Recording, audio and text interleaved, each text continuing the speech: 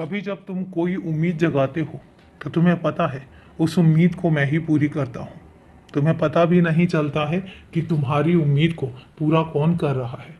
लेकिन मैं तुमसे बताता हूँ कि जब भी तुम कोई इच्छा जाहिर करोगे, जब भी तुम कभी कोई काम करना चाहोगे, तो तुम्हारे दिमाग में उस काम करने का जो आइडिया है, जो तरीका है, वो मैं ही बताऊंगा।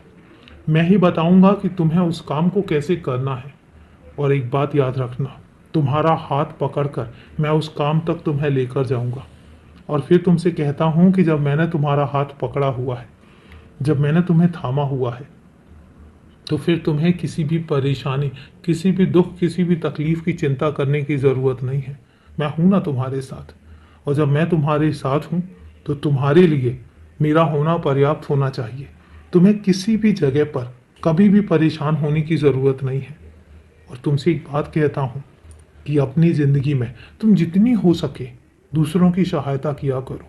तुम्हें पता है, जब गली में तुम चल रहे होते हो, जब तुम सड़क पर चल रहे होते हो और कोई तुम्हारी तरफ मदद के लिए हाथ फैलाता है और जब तुम उसकी मदद कर देते हो, तो वो तुम्हें कितने आशीर्वाद देता है, तुम्हारे ऊपर कितना आशीष लगता है और तुम्हें कितने आशीर्वाद मिलते हैं।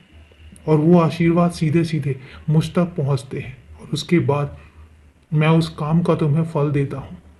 तो तुम्हें पता है, जब तुम कोई उठे हुए हाथ की मदद करते हो तो तुम एक ऐसा पुण्य का काम करते हो जो हर किसी के बस में नहीं होता है।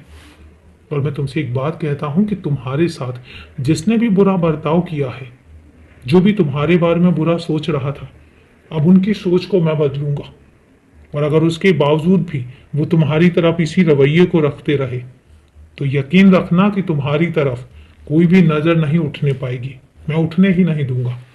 और कोई भी तुम्हारे बारे में अगर बुरा सोचता है तो मैं ऐसा होने ही नहीं दूंगा।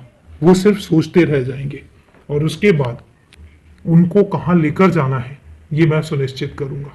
तुम निश्चिंत रहो और अपने काम में व्यस्त रहो, खुश रहो। और अभी के लिए शुभ रात्रि मेरे बच्चे।